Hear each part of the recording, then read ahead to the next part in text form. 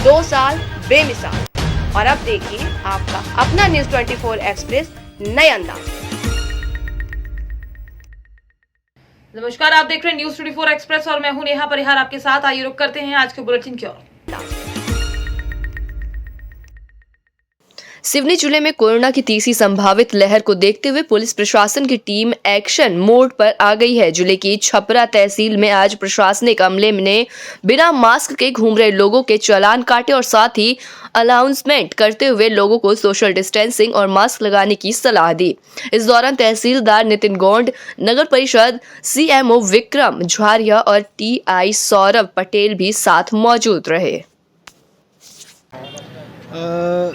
तीसरी लहर की आशंका को दृष्टिगत रखते हुए हमारी नगर परिषद की टीम और पुलिस विभाग और राजस्व विभाग की संयुक्त रूप से हम टीम बनाकर नगर के नागरिकों को और दुकानदारों को एवं सभी आम नागरिकों को भी जागरूक करने का प्रयास कर रहे हैं कि वह अपने बचाव के लिए मास्क का प्रयोग करें और सोशल डिस्टेंसिंग का पालन करें और किसी भी तरीके से हमारे सावधानी हम निरंतर बनाए रखें।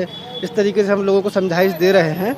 इसके साथ ही वर्तमान में नगर में स्वच्छ सर्वेक्षण 2022 की तैयारी भी चल रही है। कोरोना की संभावित तीसरी लहर को लेकर पुलिस प्रशासन विभाग की तरफ से क्या कुछ किया जा रहा है और कितने लोगों क्या कुछ चालान काटे जा रहे हैं? देखिए, वरिष्ठ अधिकारियों के मार्गदर्शन में दिशा निर्देश प्राप्त हुए हैं।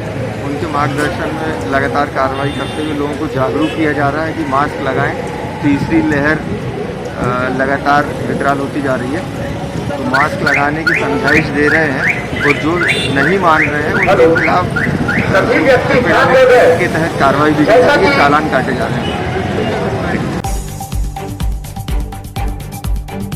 बाराबंकी में विधानसभा कुर्सी क्षेत्र से लगातार संघर्ष कर रहे सपा पार्टी के दावेदार उवैद चौधरी, उन्होंने कुर्सी क्षेत्र की जनता से वादा किया कि 2022 में साइकिल आएगी और हम विकास की बात करेंगे।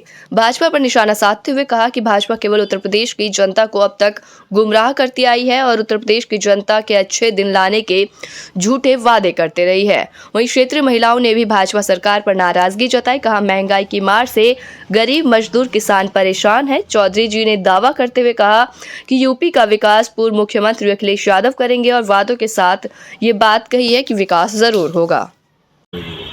वो उनके यहाँ एक मशीन लगी है, जो कोई भी गुनहगार उनके यहाँ जाता है वो उस मशीन को में डाल के उसको निकाल देते हैं, वो एकदम देशभक्त हो जाता है और वही पूरा सब अच्छा आदमी हो जाता है। बाकी जो इनका विरोध करें वो देशद्रोही भी है और देश के खिलाफ है। सारे लोग देश के खिलाफ हैं जो इनके खिलाफ बोले।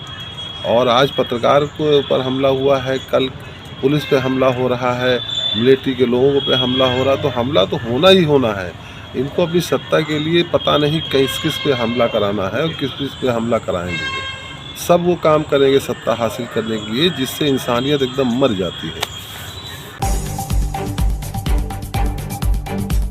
बिलासपुर में अटल बिहारी वाजपेयी विश्वविद्यालय के कुलपति आचार्य अरुण दिवाकर नाथ वाजपेयी को भारतीय आर्थिक संघ के अध्यक्ष पद पर निर्वाचित किया गया है। उनका यह निर्वाचन मणिपाल यूनिवर्सिटी जयपुर द्वारा आयोजित 103 में वार्षिक अधिवेशन में सर्वसम्मानित हुआ है।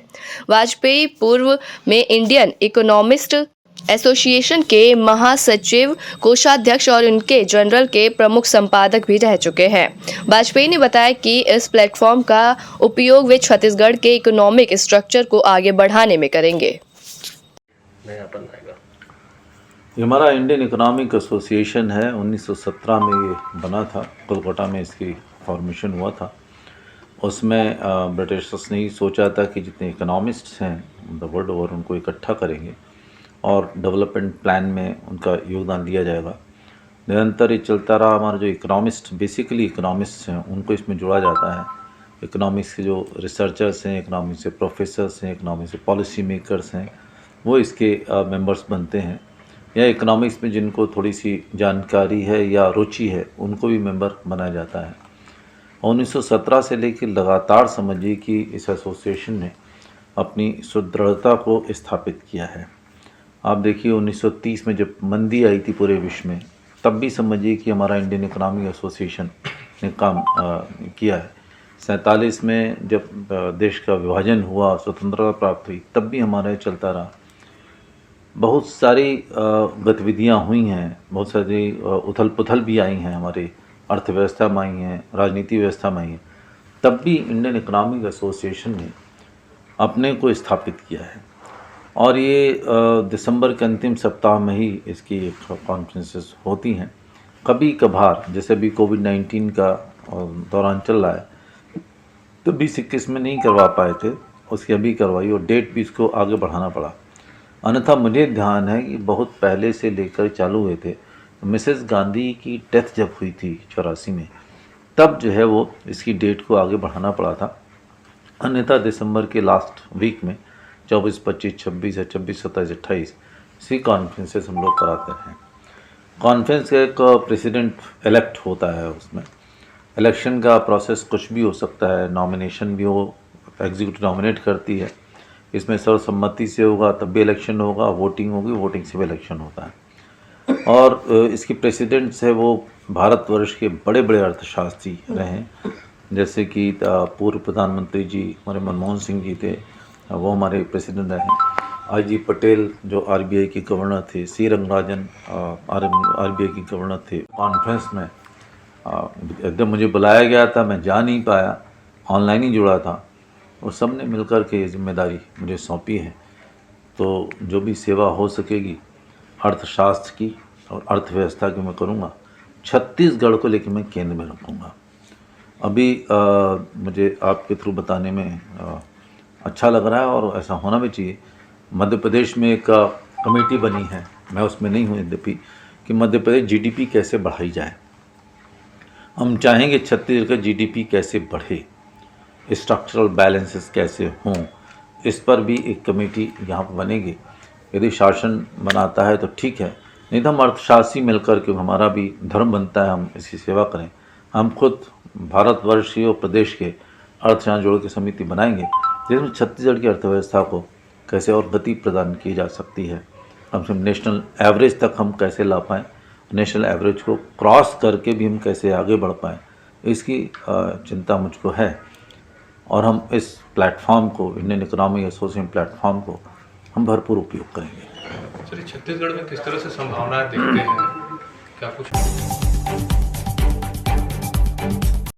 वर्ष 2013 में आरोपी द्वितीय पिता रणा उर्फ रण सिंह डामोर उम्र 48 वर्ष निवासी गोला छोटी ने अपने साथियों के साथ मिलकर थाना कोतवाली एवं रानापुर क्षेत्र में 2 लूट की वारदात को अंजाम दिया था। तब से ही आरोपी द्वितीय फरार चल रहा था, जिसे पकड़ना बहुत जरूरी था। इसके लिए पुलिस अधीक्षक झाबुआ आशुतोष गुप्ता द्वारा लगातार चौकी प्रभारी कंजावानी को निर्देशित किया जा रहा था। इस पर आरोपी द्वितीय को पकड़ने के लिए चौकी प्रभारी ने अपने विश्वसनीय मुखबिरों को लगा रखा था। मुखबिर द्वारा सूचना मिली कि आरोपी द्वितीय सजवानी से छोटी गोला तरफ जाने वाला है। उक्त सूचना पर चौकी कंजावानी की पुलिस टीम द्वारा त्वरित कार्रवाई करते हुए एक प्राइवेट कार लेकर कार मैकेनिक के रूप में अपना भेष बदलकर सजवानी छोटी गोला रोड पर जाकर खड़े हो गए। करीब 2 घंटे से अधिक समय तक पुलिस टीम खड़ी रही। तभी आरोपी द्वितीय के पास आने की सूचना मिलते ही पुलिस टीम द्वारा तत्काल कार्रवाई करते हुए बड़ी ही सूझबूझ से आरोपी द्वितीय को पुलिस ने गिरफ्तार कर लिया। खबर उन्नाव से है, जहां उत्तर प्रदेश के चुनाव आयोग में आचार संहिता का जैसे ऐलान कर दिया, वैसे ही उन्नाव में अफसरों ने इलेक्शन कमीशन के आदेशों का पालन कराने के लिए कमर कस ली है। आचार संहिता की तारीखों का ऐलान होते ही अफसर सड़क पर निकले हैं और राजनीतिक पार्टियों के होर्डिंग बैनर को उतरवाने के लिए तेजी से काम कर रहे हैं। बता दें कि उन्नाव के एसडीएम सदर सत्यप्रीत सिंह आचार संहिता के आदेशों की घोषणा होते ही भारी पुलिस बल के साथ सड़क पर निकल आए। जिलाधिकारी रविंद्र कुमार भी उन्नाव सिविल लाइंस मोहल्ले में पहुंचे, जहां पर राजनीतिक पार्टियों के लगे होर्डिंग पोस्टर्स को पुलिस और नगर पालिका के कर्मचारियों की मदद से उतरवा दिया गया और साथ ही हिदायत दी गई कि किसी भी तरह के कहीं पर भी अब होर्डिंग पोस्टर नहीं लगेंगे। वक्त तो चला है एक छोटे से ब्रेक का, फिर मुलाकात होगी ब्रेक के बाद।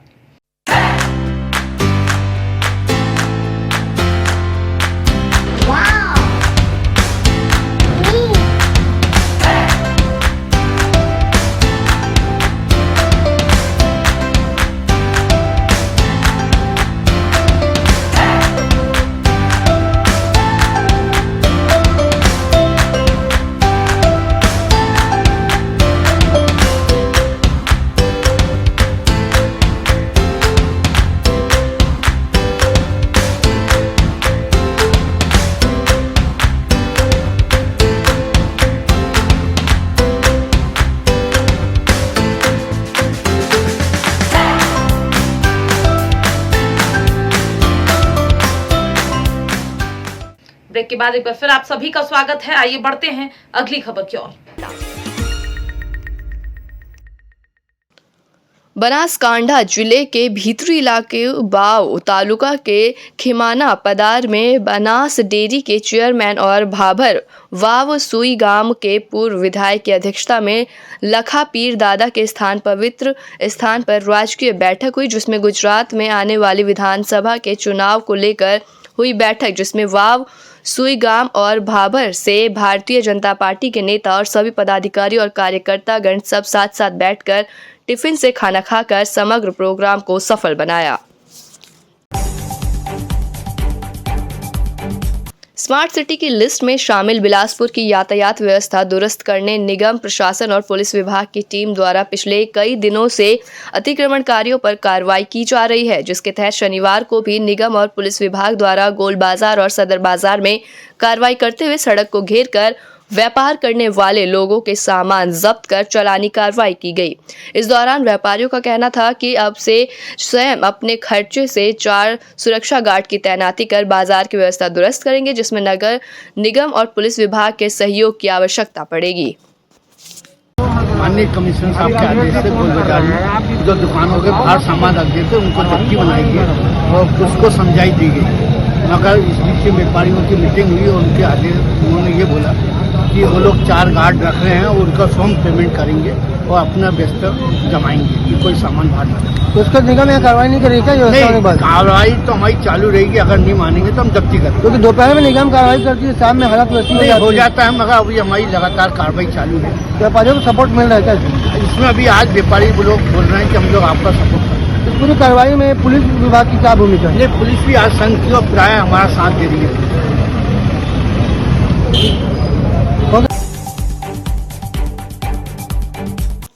ओडिशा के पुरी जिले पुलिस को एक बड़ी सफलता मिली है। आज सुबह पिपली पुलिस को एसटीओपी श्री देवदत्त बराल और पिपली थाने के प्रभारी अधिकारी अभिमन्यु नायक के नेतृत्व में पिपली क्षेत्र के एक स्थान में छापेमारी और एक को गिरफ्तार किया गया। गिरफ्तार हुआ शख्स पिपली थाना भवानीपुर देवी गली के जगबंधु बहुठारू पिता बेगुधर बहुठारू, उसके पास से कुल 255 ग्राम ब्राउन शुगर जिसका अनुमानित मूल्य 25 लाख रुपए है और 5,000 रुपए नगद बरामद किए गए।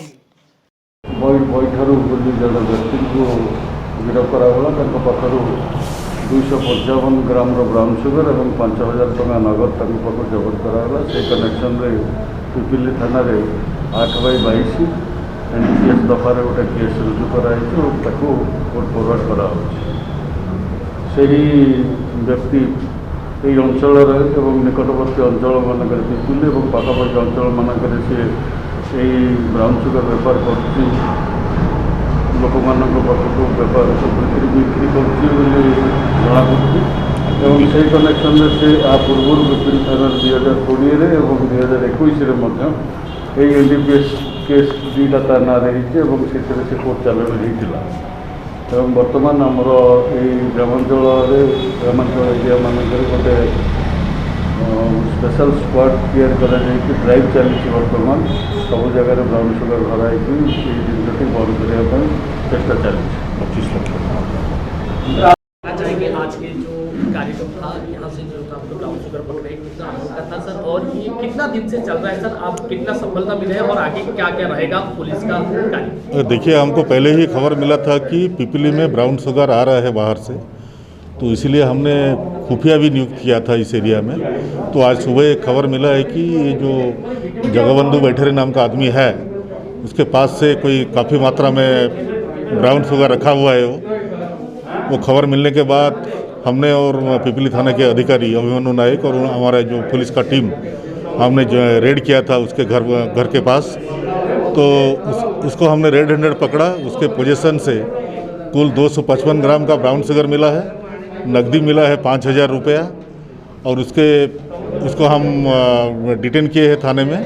एक केस भी रजिस्टर्ड हुआ है, case number 8/2021 under section 21C NDPS act में। तो हमने ये जो जगबंधु बैठर नाम का आदमी है उसके वो पहले से ही दो केस में इन्वॉल्व था वो, ये उसके खिलाफ तीसरा केस रजिस्टर हुआ है। तो हम कोशिश कर रहे हैं कि ऐसा मालूम हो रहा है कि वो खुर्दा एरिया से वो ब्राउन शुगर ला रहा है और यहाँ एक छोटा छोटा पुड़िया बनाकर लोगों को बेच रहा है वो। तो ये सब खबर को हम छानबीन कर रहे हैं। हम कोशिश कर रहे हैं कि जो जिस आदमी से वो लाया है ब्राउन शुगर सोर्स तक पहुँचने के लिए हम कोशिश जारी रखे हुए हैं और अगले दिन में हम कोशिश करेंगे पीपीली को ड्रग फ्री बनाने के लिए हमारा कोशिश जारी रहेगा। चाहिए आज जो ब्राउन शुगर का जो बरामद हुआ कितना सर अमाउंट था और कितना ब्राउन शुगर का क्वांटिटी था और क्या वजह रहा सर, इस पे क्या कहाँ से आप लोगों को पकड़े? आज सुबह हम विशेष खुफिया संस्था से हमको खबर मिला कि एक आदमी देवी गली के पास ब्राउन शुगर का व्यापार कर रहा है। उस आधार पर हम हमारा पीपीली पुलिस स्टेशन के अधिकारी अभिमन्यु नायक एंड एसडीपीओ सब डिवीज़न का एसडीपीओ जो है वो बराड़ बाबू, वो दोनों जाके रेड किया। रेड करने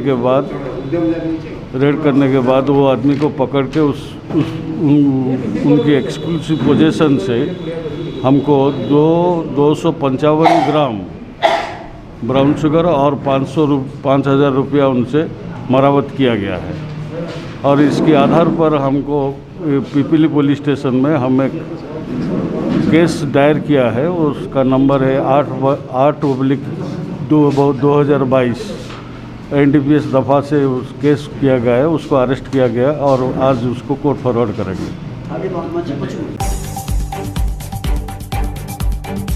भारत में बढ़ते हुए कोरोना के प्रभाव को प्रदेश के समस्त जिलों में देखा जा रहा है। इसी कड़ी में जबलपुर भी अछूता नहीं है। जबलपुर में डिस्ट्रिक्ट स्टेट बार प्रांगणा में कोरोना से बचाव के लिए डिस्ट्रिक्ट स्टेट बार बॉडी के द्वारा आज जन जागरण अभियान चलाया गया, जहां अमित साहू एवं संजय यादव ने माइक पर बोलकर लोगों को मास्क लगाने और सोशल डिस्टेंसिंग का पालन करने के लिए लगातार कहा। जिला कार्यकारिणी सदस्य वरिष्ठ अधिवक्ता शैलेंद्र यादव ने कोर्ट परिसर में मास्क न पहनकर आने वाले लोगों को मास्क वितरित किया और मासिक की व्यवस्था पर प्रकाश डाला। आज दिनांक को जिला अधिवक्ता संघ जबलपुर में न्यायालय परिसर में श्री शैलेंद्र यादव और अमित साहू द्वारा हमारे यहाँ पे सभी अधिवक्ताओं और पक्षकारों को सैनिटाइज़र और मास्क वितरित किया गया और सभी से अनुरोध है कि इस कठिन परिस्थिति में अपने अपने सही अब सबका सहयोग करें और जितना भी हो सके सैनिटाइज़र और मास्क का इस्तेमाल करते रहें। धन्यवाद। आवश्यक है मास्क और सैनिटाइजर का उपयोग WHO की गाइडलाइन के अनुसार। ये मेरा सोचना ये है कि अगर अपन सैनिटाइज़र और मास्क का इस्तेमाल यदि अगर करते हैं तो अपन इस गहन परिस्थिति से बचने की पूर्ण संभावना बनती है।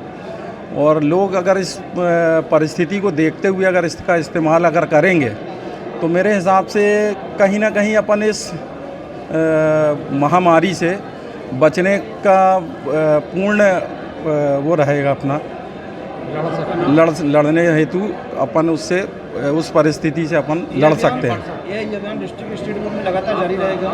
ये हमेशा लगातार जारी रहेगा, ये स्थिति लगातार जारी रहेगी। मेरा नाम संजय यादव एडवोकेट है। वर्तमान में कोरोना जैसी महामारी ने पूरे विश्व को अपने आगोश में ले रखा है।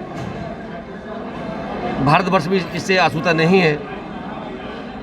जबलपुर में रोज़ कभी 20, कभी 40, 70, कल 130 और आज और बढ़ने की संभावना है कोरोना के केसेस।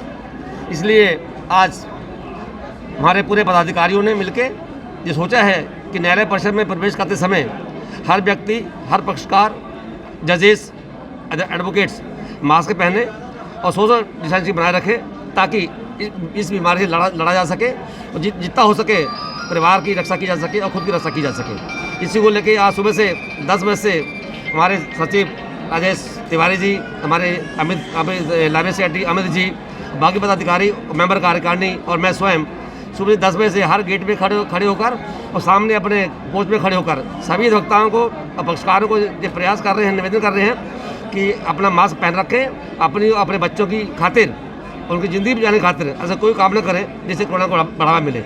आज हमने 500 मास्क बांटने का निर्णय किया है और लगभग 200 बॉटल सैनिटाइजर की लाई है और उनको सबको बांटी जा रही है। ये हमारी सैनिटाइजर की बोतल है जो अभी सुबह से कम से कम 100-200 लोग हम बांट चुके हैं और जितना होगा डिस्ट्रिक्ट तरफ से और खुद की तरफ से हम उनकी सेवा करेंगे। ऐसा कोई कारण नहीं होने न्यायालय परिसर में जिससे कोरोना बीमारी को बढ़ाया जा सके।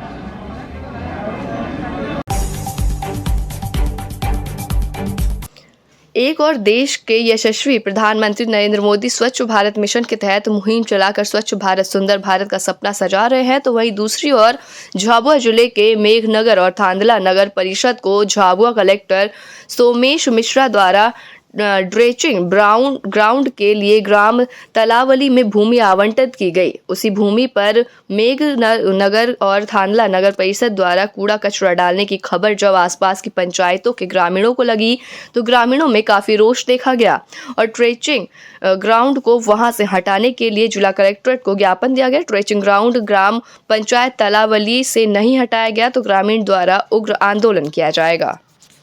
और हमारा अनुरोध है कि ये कचरा यहाँ ना डालते हुए हम जो थानला का थानला में डालें और मेघनगर का मेघनगर में डालें। और रही बात, हमने कलेक्टर साहब को भी अवगत करा दिया, ज्ञापन दे, और आज तक हम बिल्कुल इतनी गंदगी गांव में फैल गई और आजू बाजू हाई स्कूल ही है, चारों पंचायतों के अंदर 200-200 मीटर में स्कूल ही पड़ रही और ये बच्चे हमारे अनपढ़ वो यहाँ आते और खेलते हैं तो वो हर बीमारी ला रहे। और हमारा अनुरोध है कि ये कचरा यहाँ से तत्काल, मुख्यमंत्री से मेरा अनुरोध है कि ये कचरा यहाँ से बंद करे, अन्यथा दूसरी जगह जहाँ का शहर में व्यवस्था करे ताकि हमारे गांव वालों में बीमारी ना फैले। और ये कोरोना से ज़्यादा बीमारी फैल रही गांव में इस कचरे के वजह से। आजू बाजू सब खेती है, सिंचित है, जमीन है, सब ये लोग परेशान हो रहे।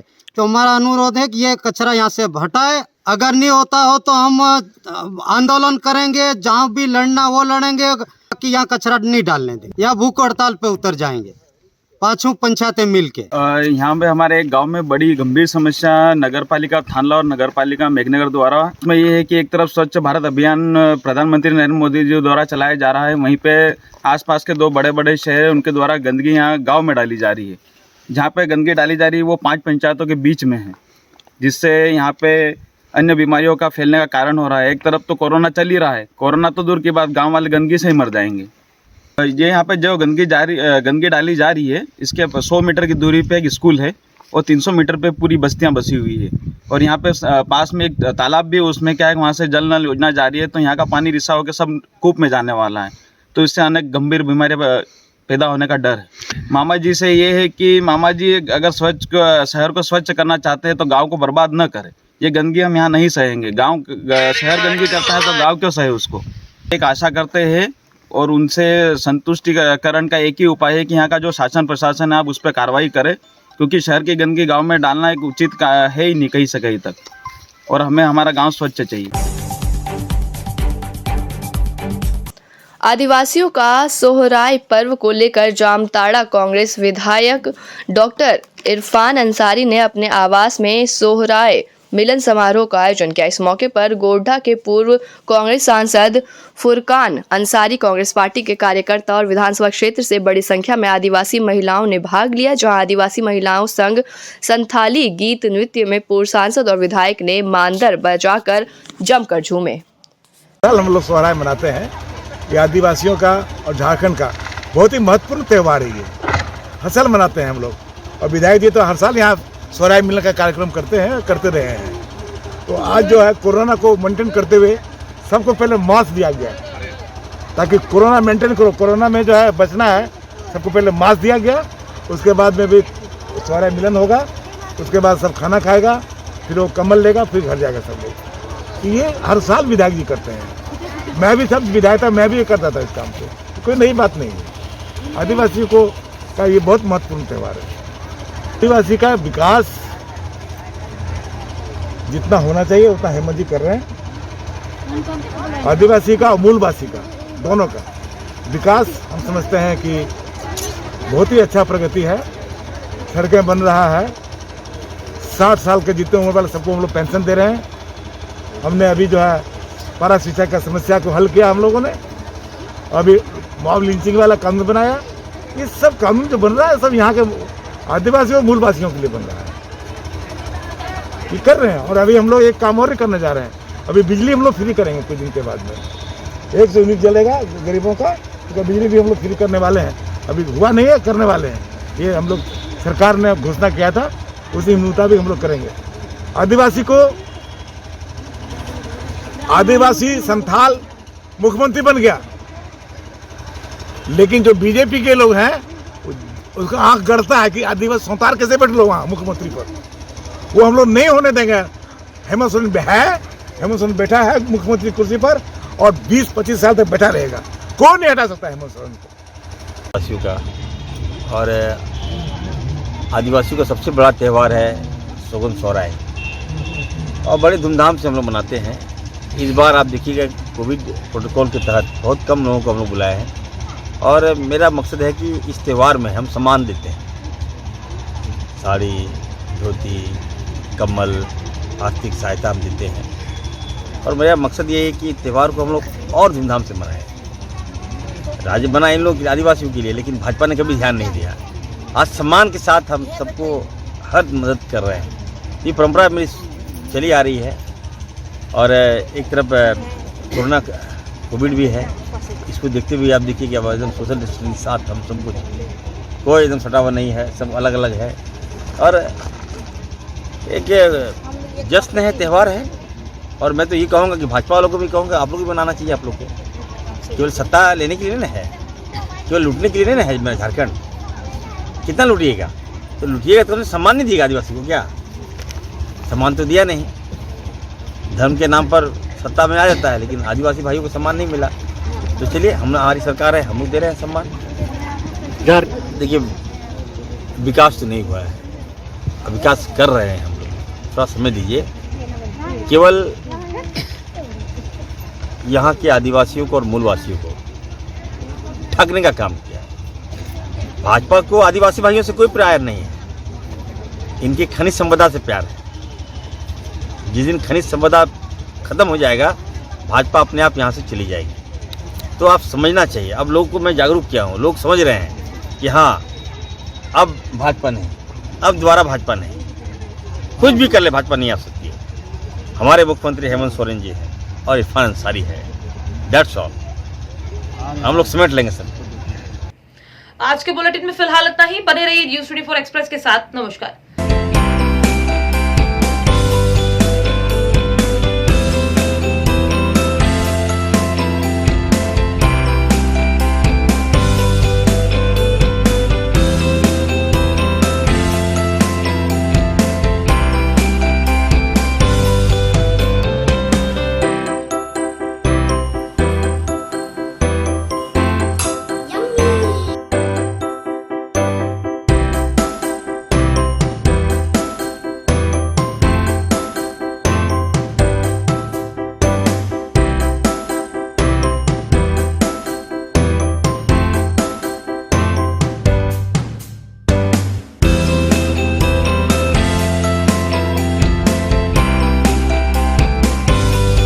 एक्सप्रेस के 2 साल बेमिसाल। और अब देखिए आपका अपना न्यूज़ 24 एक्सप्रेस नए अंदाज में।